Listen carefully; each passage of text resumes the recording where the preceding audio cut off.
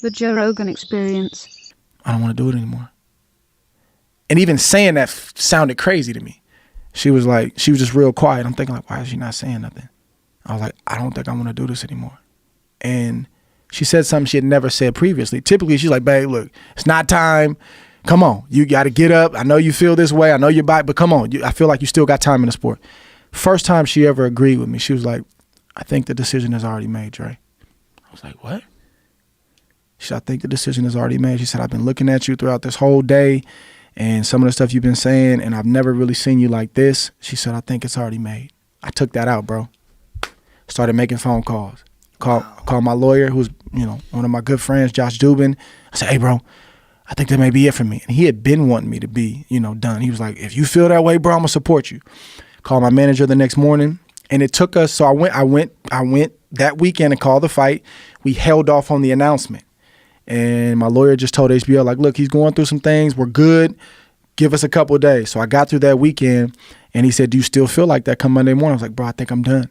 Long story short, we ended up announcing it September 21st. So it was like a 2-week period. We were trying to keep it under wraps, but I was undoing all the stuff. I was letting the necessary people know, Rock Nation, HBO, everybody know. And the night before I announced it, man, me and my good friend, who's a director, he's also directing my doc, Deontay Thompson. We put together this video. It was like a legacy video where I had my young son, my middle son, and my oldest son, and those were like, that was me at that point in time in my career. And we did this whole video that I was going to announce my retirement with. And I actually have the doc that I'm working on right now is about this. Like, why did the best fighter of the world at that time walk away from the sport on top? Shot that video out, man, the day of my retirement, bro, and the response was just overwhelming. It was overwhelming. Like, I just couldn't believe the amount of people that were reaching out, and it was like good and bad. Like, it was good because I was getting support, but it felt like somebody died. Like, I felt like I died, bro. I'm looking at these rest in peace, like not literal rest in pieces, but like the comments were like rest in peace, like, bro, I couldn't believe, man, what? Like, Ward, not you, man. Oh my God, man. And it was like just this huge reaction, and it was overwhelming.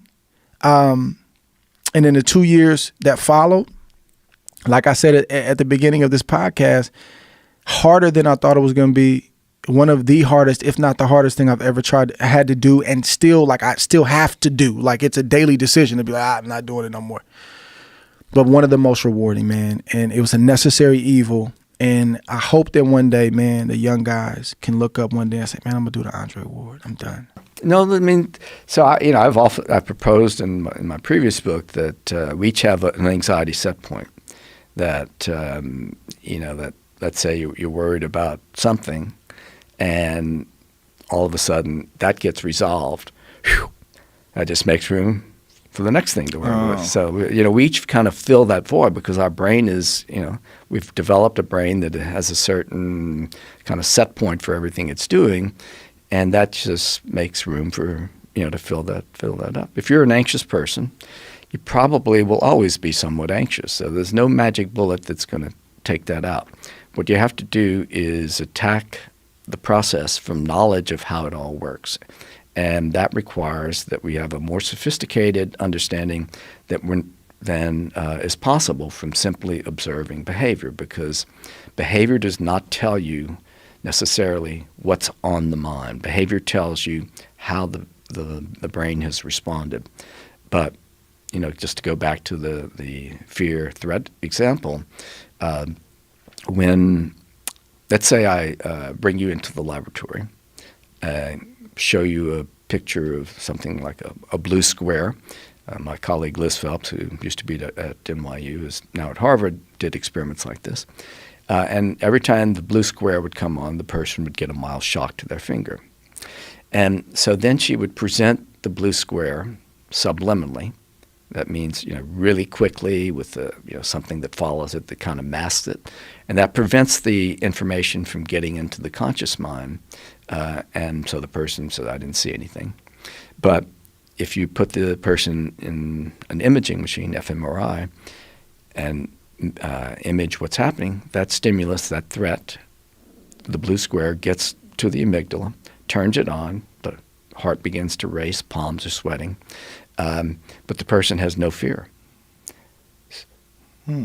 The person doesn't know it's there and doesn't experience fear. The amygdala is not about fear. It's about detecting and responding to danger.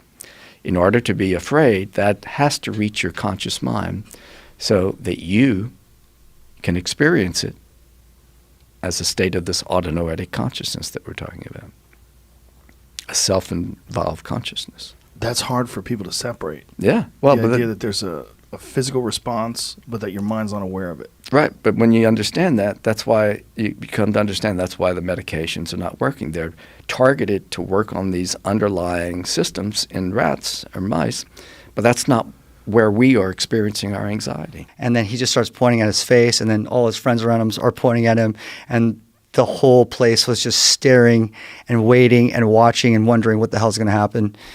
So I caked him. We filmed it before. This is pre-Instagram. Put it up on YouTube. It's like, I got to do this every show. This is incredible. And then 6 months later, people started coming out with cake me signs. 6 years later. Look at this. Okay, here we go. So 6 years later, like I think I've caked over 15,000 people now. You know? Oh my God. Jeez, look at her go crazy. You hit it right in the mug too, dude. Perfect shot. Well, I'll tell you, I mean, you know, it's just practice makes perfect, you know? Yeah, you've thrown 15,000 cakes. I get you get a feel for it. Look at her. She's dancing. Yeah. Wiping it up. Let me see one more time. This is like, that was ultra. Boom! Oh my goodness. We have a cake rider. We have very specific cakes at our, you know, at our show. You have it's like a special Aoki cake. What is in it? The strange thing is there's like not as much cake as you would think. It's just like frosting. It's just, so it just explodes everywhere. So it's less bread. Yes. Just So like less carbs, more sugar. Well, if you're diabetic, just get out of the front row, please. what a crazy thing for people to enjoy too. Getting Yeah. caked in the face. Yeah, That lady but- was having a good fucking time. That's the most important thing at the end of the day is like Look my at this shows. cake me with a bullseye. Okay, this is very normal for me to see.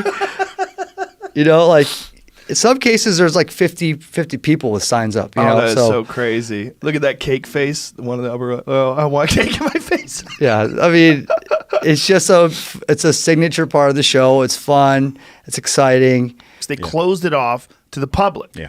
It got 0% on Rotten Tomatoes. They then opened it to the public, and it got 99%. Of course. If that doesn't show a crazy disparity between, first of all, the idea that you're going to suppress it. Like you're going to say it's 0%, so no one's going to watch it, and we're going to shut Dave Chappelle down. He's canceled. Fuck him.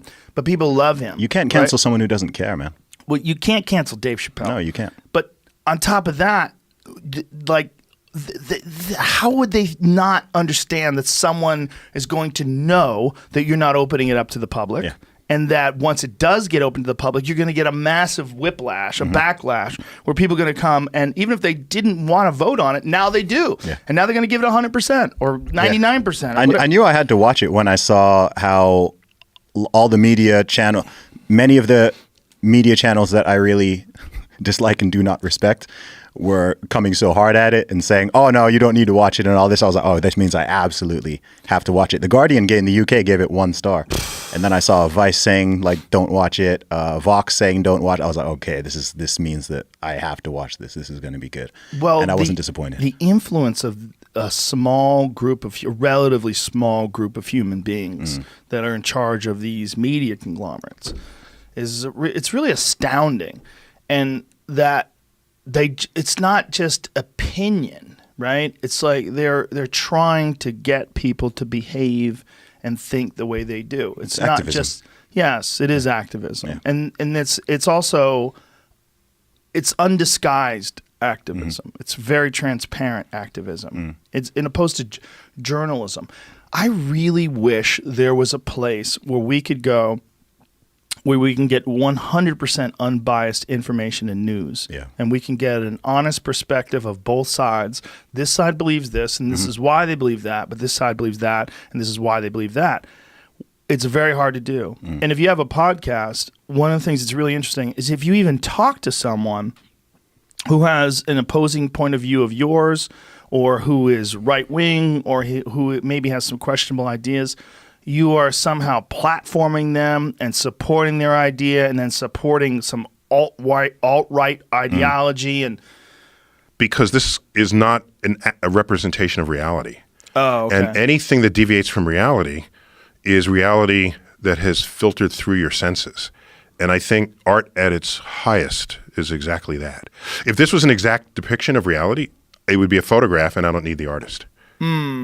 Okay. So even photographs that take you to a slightly other kind of dimension as you gaze upon them, it's more than what was actually going on at the time. And that's art taken to the craft of photography. That's why you like it? That's one of the reasons why. Plus, I think it was the very first painting where its title is the background. Think about that. This could have been called, in the full painting, obviously this is a snippet. town. Yeah. So there's a town there, there's a cypress tree, there's a church steeple. It could have been called the Cypress Tree. It could have been called Sleepy Village. It could have been called Rolling Hills. But no, it's called Starry Night. And everything in front of it is just in the way. And how often do you paint something where the title is the background? That's my point. And in this particular case, the background is the universe. And so for me, this was a pivot point in art. And it's 1889, which is recent given the history of paintings and, that go all the way back. So, yeah, there it is. Is that your favorite painting ever? I have to say yes. It has to be. You have a vest and a phone cover. If it's not, what are you doing? And I have 4 or 5 ties that have this painting on them in different ways. Yeah, so put that I'm thing all up in. I'm all in. What's interesting is that the town is. Wait. Have you seen Starry Night in Bacon? Somebody did. Dig it up on the screen. Somebody did it in Bacon. It was just crazy. Oh God, how weird. Yeah. That's so weird. Yeah. How weird. Go back to the original one, please.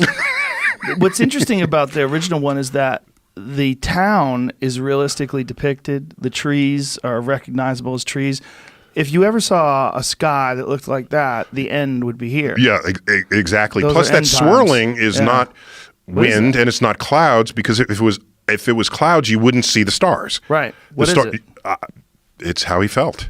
That's all I can tell you. By the way, that is a real evening. So it's not even the evening, it's early morning. The crescent moon, when it's that orientation, means this is before sunrise. And that white object lower on the horizon, that's sort of glowy, that's very likely Venus. And that enables us to trace over what set of weeks this painting was actually painted.